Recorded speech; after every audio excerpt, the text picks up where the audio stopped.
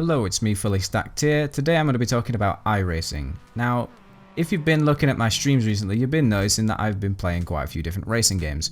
Recently, I bought a wheel. The wheel I bought was the TMX Pro, which looks something like this, if you avoid the terrible chroma key usage. It comes with a clutch, brake, and throttle, and comes with a 900-degree rotating wheel. If you are looking to get into games like iRacing, this is probably the wheel I would recommend to most people because of the fact that it's cheap, but it allows you to do the job that you need to do, and it gives you a feel of what racing wheel usage is actually like without spending upwards of like £200–300. Now, to get back on point, my friend recommended iRacing, so I thought I'd give it a go. I'm quickly just going to go through the pros and cons of the game as far as I am aware at this moment in time. I've been playing it for about a week, so this is really just my first impressions. I do feel that this is quite a nice, accurate simulation of how the car would actually drive, and it also sounds really nice, which is good because of the fact that quite a lot of racing games underdevelop the sound. When most racing games underdevelop the sound, it'll either be overly bassy or it'll just sound like there's a bee vaguely somewhere in front of you, and it just doesn't add to the immersion at all. It just sounds kind of shit. There are also community held tournaments from time to time, so you could even win a trophy if the guy hosting it's, got a bit of money in his pocket. And there are also a fairly large variety of cars and tracks available, so most likely if you've got like a favourite track or you've got a track in mind that you think, oh, that's quite fun to drive on, you're most likely going to be able to find it with iRacing. And if not, it'll most likely come in the future. Another pro that's really personal preference is that iRacing doesn't try and simulate the G-forces onto the steering wheel that you're using. For example, in other racing games that do try and do that, it basically makes the steering wheel shake like fuck. And honestly, personally, it annoys me. iRacing uses it where the wheel moves as the wheel would, not as the G-force is instructed to. So therefore everything you feel is everything you should be feeling in the actual car. But that's just, again, personal preference to my final point of the pros. Now moving on to the cons. Now, the first con is mainly for new players. Older players will probably know that this is true anyway, and that is that the rookie class is horrible. The rookie class is honestly one of the most toxic, cancerous areas to be in of the game.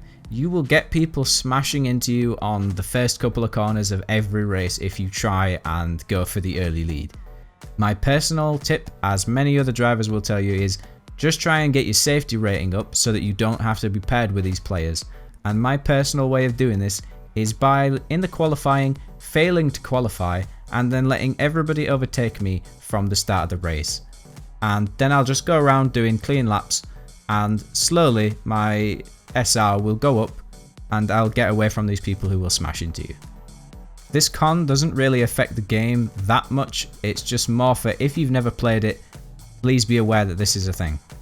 The second con really is the price you have to pay to play it, and also the price per car/track. And don't get me wrong, once again, older players will probably say it's not that bad. However, from a new player's standpoint, it is quite an expensive game to get started on. With the deal, I managed to get 3 months for about £4, £5, somewhere around there. That's not bad, don't get me wrong, that's not bad. However, each car is $12. Each track is $15, although some are $11. And I know you don't have to buy every car and every track. However, this will add up to a lot more than your average game. So don't get me wrong, I'm not trying to undermine the work that the iRacing team puts in. I'm fully aware of the amount of work and licenses and all the rest of it that they need to get in place so that they can actually run the game. And the third con really is that it does really require a wheel to be able to enjoy it. I did try with a controller, and because of the fact that the controller doesn't even shake or anything, it basically feels like you're just kind of steering a toy car, and it feels kind of wrong. It's possible to do, and I wasn't too far off my lap times. It would have made a difference though in a race, don't get me wrong.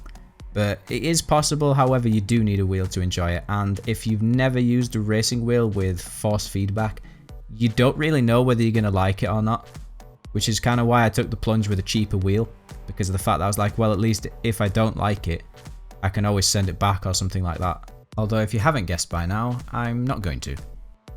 So now just for a quick summary of the pros and cons and my thoughts on the game. It is a pretty accurate simulation that's well developed, has a decent community, that has community races and various other things like that, has a large amount of cars and tracks, and has nice engine sound and obviously all the rest of it, wheel noise, etc. The cons are, however, that the rookie class is not very enjoyable if you are a new player. Your main point is to get out of there as fast as possible by doing as many clean races as possible. The price to play / car and track prices are a little bit steep, although depending on what you want to drive, I suppose it would kind of vary, and it does require a wheel to enjoy it, because of the fact that obviously with a controller you don't get the feeling of driving a car at all, and it kind of feels dead in your hands. Overall, I feel that this in the long run is a great game if you enjoy competitive driving, although it will be pricey in the long run unless you specialise in a certain area or a certain car. Now, I suppose if you're used to playing for subscription games, then this is no surprise to you, and I suppose in the long run you're getting more enjoyability out of it because you are doing something that's more of a hobby really. And that pretty much wraps up this video, so if you like this video, give it a like. If you disliked it, then give it a dislike. And if you really like me, then you can always give me a subscribe. Remember that I will be streaming fairly regularly, so if you want to find out when I'm going to be streaming, there is a Discord link below. I usually post what day I'm going to be streaming and what time I'm going to be streaming. So if you want, check that out. If not, I will see you for the next video.